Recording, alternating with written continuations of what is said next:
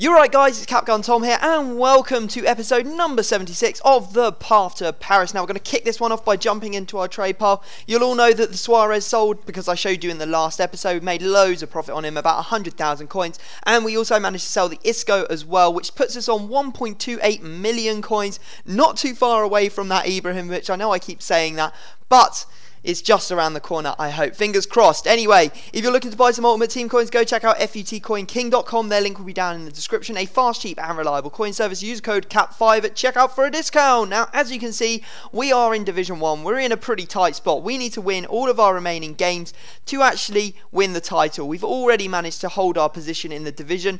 It's just now whether we can, really go forwards and win it. We've won our last 2 games and we just need to win our remaining 3. So it's not impossible, but it's not going to be easy, I won't lie. Now we're using the 4-1-2-1-2 formation again today. We have been since we picked up Cabaye a couple of episodes ago, and it's been a little bit of a concern from Cabaye because he's only managed to get 1 assist in all the games he's played, which is like 5 or 6, and we really need to see him getting some goals and stuff in that forward position because otherwise it's a waste having him up there. Now we go into a game against a very dangerous team. He's got 3rd in form Hazard. He's got Inform Eto, he's got upgraded Sturridge. It's very, very dangerous, and things did not start well. Look at that goal from Sturridge with his left foot. It was disgusting.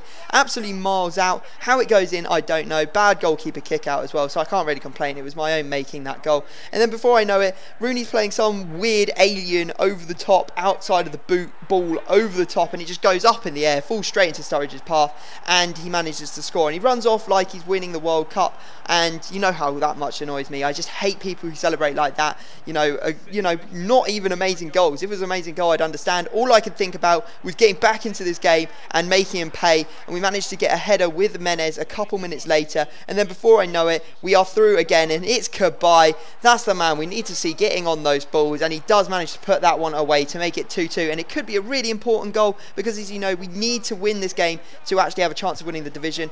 Unfortunately, that was our only chance to get another goal. Matuidi squeezing it inches wide of the post, and the game ends 2-2, which means that we're going to hold our position in Division 1, but we're not going to win it this season. Hopefully next season we'll be able to do a bit better and get that 15,000 coins for actually winning the division. It's not bad just taking down that 10,500 every time. Now, I decided to stop recording there, and I would go away, do my trading, and come back and record the rest of the episode another day. Now, the other day that I was going to do the recording was Friday. Now, Friday morning, I was lying in bed and I looked at my Twitter. It was 8:10 in the morning, and EA had tweeted this. They had tweeted that the servers were going to go down from 9 AM all the way up until 2 PM, and I had stuff planned after 2 PM, and I don't work weekends, so I didn't have any chance, or I wasn't going to have any chance to record the rest of this episode, hence why I have only managed to pick up 1 player, and that's a Tony Cruz, and we're going to be listing him up for a little bit of profit, but we're not going to make all that much. And it's so annoying that EA does this all the time, just taking the server down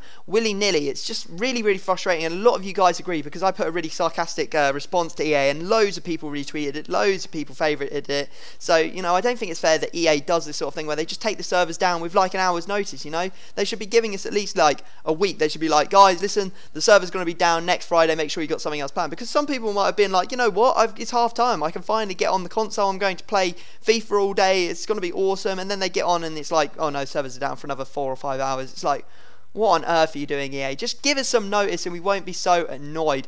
Anyway, we put up that Tony Kroos, hopefully making some profit on it, but we are going to dive into another game. I had like 50 minutes to get this recorded before the servers went down, and I needed to play 2 games, and so we started off, and I hadn't even had my morning shit, so things were obviously going to go wrong for me, and you can see there that Royce ends up going down. I swear that is a dive, 100%.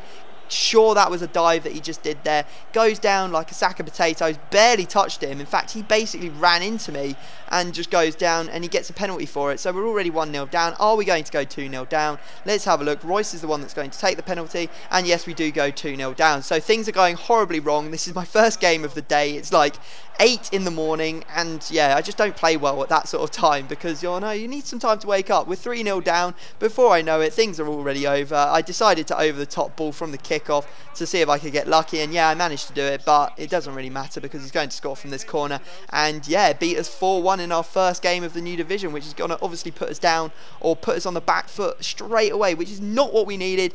And EA, I hate you so much. Why do you do this to me? I was hoping to play at like 12 in the afternoon, when I've had a couple of games. I was all ready to play, but unfortunately that was never to be. Anyway, I decided to go and make a signing, and we are going to be picking up our inform for our team. He came out about a week and a half ago in Team of the Week, and it's going to be Inform Alex, and I can't believe how expensive it is. 35,000 coins. That's ridiculous. I thought he was going to be like 20k. He's so slow. You know, just because he plays for PSG doesn't mean that you should go for this much. You know, I don't think that even Marquinhos goes for this much. So yeah, absolutely bonkers prize for Alex there, but of course we do need to buy him for the series, so we're going to try and use him in the 3-5-2 formation, because there's no point just buying him and just putting him on the bench. So we are going to try him. He is quite slow, but he does have good defending stats, and he has very good heading stats. He's got the power header trait, I believe, as well.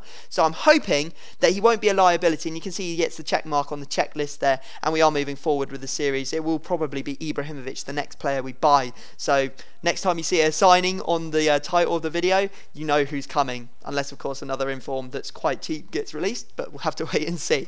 Anyway, you can see that we go into our next game, and it is against a 4-1-2-1-2 formation. Obviously thinking about Alex, very worried about him, hoping he's not going to be a liability, and the first thing he bloody does in the 3rd minute, tries to head that away. I know that was me controlling him, but he has 88 heading. I expected him to do better than that, and you know, he misses it, and we are 1-0 down. But fortunately for us, we managed to get back on level terms in 38th minute. Cavani just, I don't know how the ball ends up to his feet with so much time, but thank God it did. And then in the 85th minute, we go through with Menez, and Menez absolutely smacks that one in to make it 2-1, and we do take down a win. So it wasn't all bad. You know, we didn't have any more hiccups with Alex after that. Hopefully, we can keep playing the 3-5-2 formation. Maybe we can switch between the 4-1-2-1-2, the 4-4-2, and the 3-5-2, because those are my favourite formations to play on Ultimate Team. So there you go, guys. That is the end of the episode. I hope you have enjoyed it. Obviously, if you could drop it a like, that would be amazing. Subscribe if you're new to the channel. But other than that, I'm going to have to leave it there, and I will see you all next time.